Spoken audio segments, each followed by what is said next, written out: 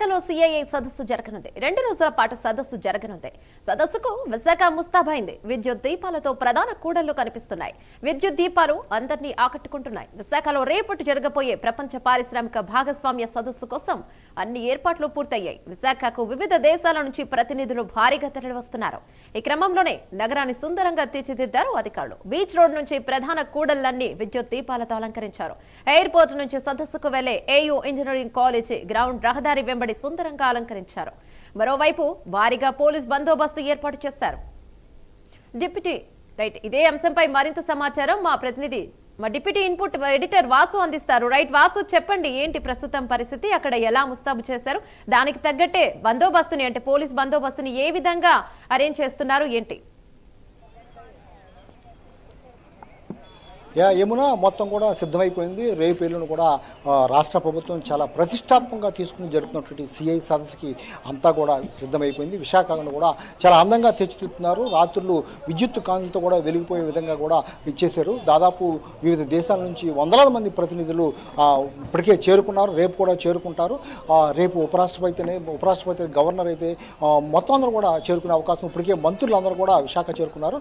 మనం ప్రధానంగా ఎక్కడైతే సిఐ రేపు ఎల్లుండి సదస్సు జరుగుతుంది ఆ ప్రాంగణంలో మనం ఒకసారి చూడవచ్చు. ఈ మొత్తం ప్రాంగణం అంతా కూడా సిద్ధమైపోయింది. ఇప్పటికే ఉదయం నుంచి కూడా అన్ని ఏర్పాట్లు కూడా పూర్తి చేసే పరిస్థితి కనిపిస్తుంది. మనం బయట నుంచి చూస్తే ఇది పరిస్థితి. లోపలైతే మొత్తం కాన్ఫరెన్స్ హాల్ అయితేనే లేకపోతే ప్రత్యేకంగా ఆ స్టాల్స్ అయితేనే అన్ని ఏర్పాట్లు కూడా పూర్తి చేశారు.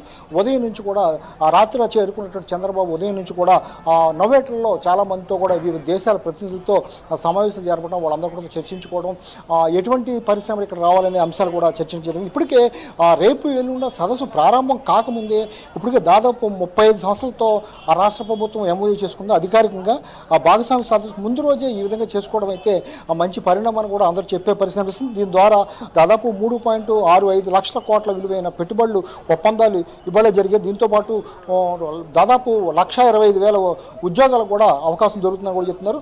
ఉదయం నుంచి కూడా ఇప్పటివరకు కూడా దాదాపు పలు సంస్థలతో ఒప్పందాలు చేసుకోవడం జరిగింది. ఈ ఒప్పందాలు అంటే రేపు ఎల్లుండి చేసుకోవాల్సిన పరిస్థితి ఉన్నప్పుడు కూడా వాళ్ళు వచ్చినటువంటి వాళ్ళందరూ కూడా సీఎంతో ముందుగానే చర్చించడం జరిగింది. చాలా ప్రధానమైన చాలా ముఖ్యమైన మొత్తం అంశాలు కూడా చర్చించడం జరిగింది. ప్రధాన సంస్థలు ప్రపంచవ్యాప్తంగా కూడా వివిధ రాష్ట్రాల నుంచి అయితేనే వివిధ దేశాల నుంచి అయితేనే అత్యధికంగా ప్రతినిధులు రావడం జరిగింది. ఇందులో ప్రధానంగా చెప్పుకునేది అయితే రెన్యూ పవర్ 62,000 కోట్లతో మొత్తం కూడా చేసుకోవడం జరిగింది. తైవాన్ నుంచి వచ్చినట్టయితే వివిధ దేశాల నుంచి వచ్చినటువంటి మొత్తం అందరూ కూడా దాదాపు ఈ సంస్థలతో ఎంఓయూ చేసుకోవడం జరిగింది.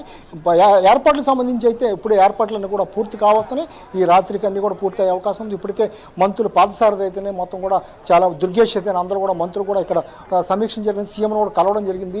ఏ విధంగా పర్యాటక శాఖను కూడా అభివృద్ధి చేసే విధంగా మొత్తం దుర్గేష్ చెప్పడం జరిగింది. పర్యాటక శాఖ కూడా చాలా అభివృద్ధి జరుగుతుంది, గతంలో ఇప్పుడు లేని విధంగా జరుగుతుందని. ఎందుకంటే విశాఖ పర్యాటక అభివృద్ధి చెందుతున్న ప్రాంతం. ఈ ప్రాంతంలో కూడా ఎక్కువగా పర్యాటక రంగాన్ని కూడా అభివృద్ధి చేసే విధంగా చేస్తామని చెప్తున్నారు. అదేవిధంగా వివిధ సంస్థలు ఇప్పటికే గూగుల్ రావడం జరిగింది. ప్రపంచ ప్రఖ్యాతిగాంచినటువంటి అనేకమైన సంస్థలు ఇప్పటికే మొత్తం కూడా రావడం జరిగింది.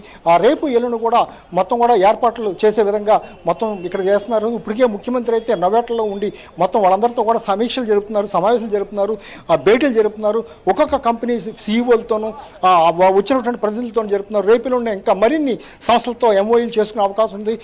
ఎల్లుండికి మొత్తం వీళ్ళు అనుకున్న లక్ష్యం అంటే దాదాపు 10 లక్షల కోట్లు పెట్టుబడులు రావాలి, 7 లక్షల మందికి ఉద్యోగాలు రావాలి అని ఒప్పందాలు చేసుకుంటున్నారు. 410 ఒప్పందాలు చేసుకునే విధంగా నిర్దేశించినప్పుడు కూడా అత్యధికంగా ఎక్కువ స్పందన కనిపిస్తుంది. అంతకన్నా ఎక్కువగా ఒప్పందాలు వచ్చే అవకాశం అయితే కనిపిస్తుంది. Yamuna, thank you Vasu.